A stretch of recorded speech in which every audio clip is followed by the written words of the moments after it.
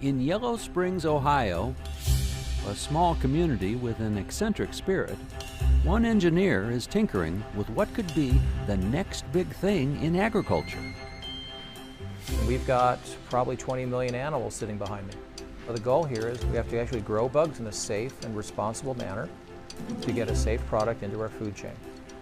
Glenn Courtright is breeding black soldier flies with the intent of using his army of insects to recover food waste and help feed a growing population.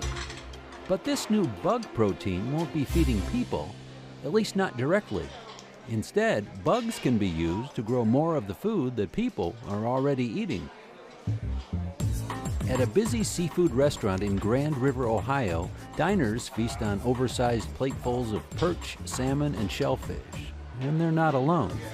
Fueled by a demand for healthy, nutrient-rich proteins, our appetite for seafood has been growing steadily over the past 5 decades. Well, seafood in the United States is the second largest deficit, second only to oil. It's healthy, and it will continue to grow in people's diets.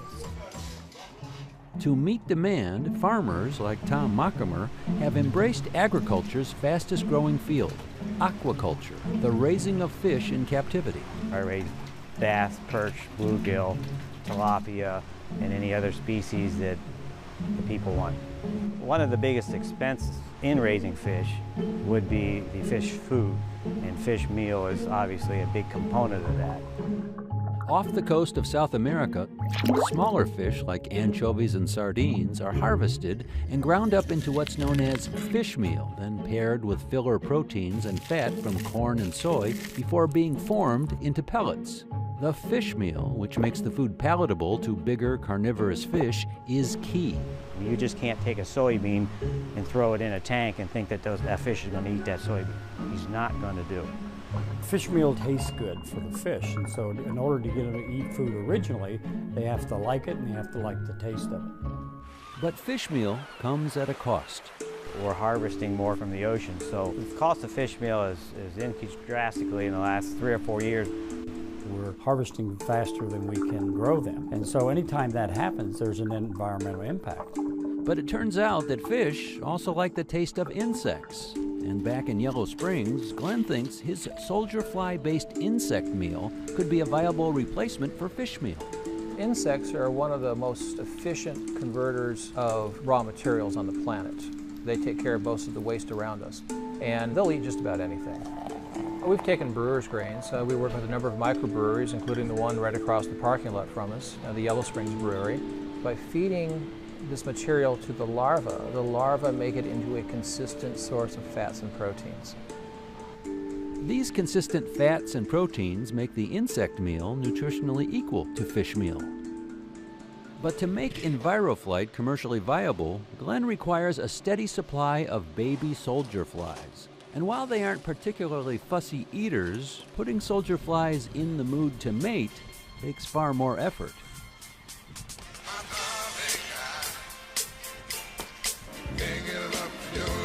Okay, so this is the inside of the Love Shack, and this is where we get the black soldier flies to mate.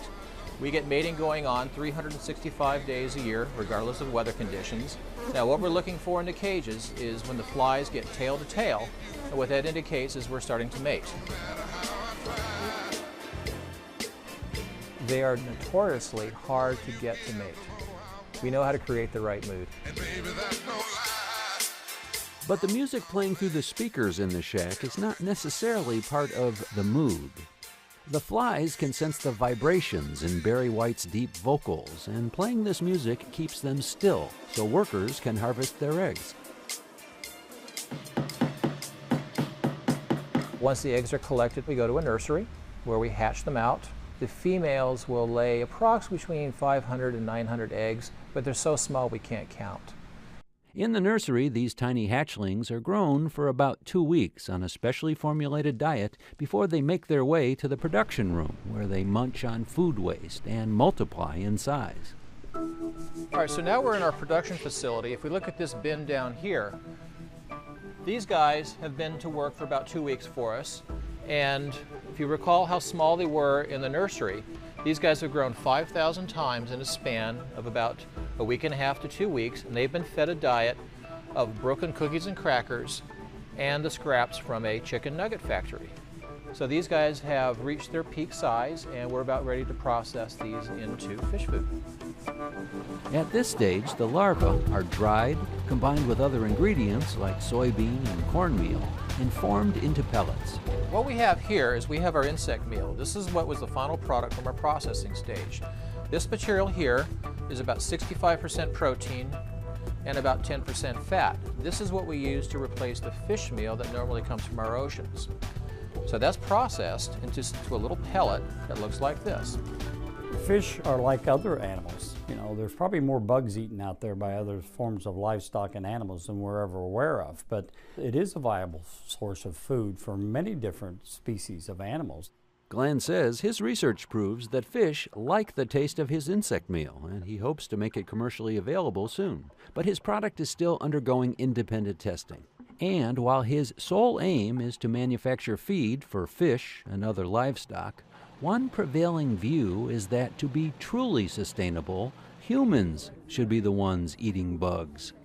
And the other parts of the world don't have any problems consuming insects. Now, in the Western world, we're looking at this solely for a feed augmentation for our agriculture and very efficient use of space and a very efficient use of resources.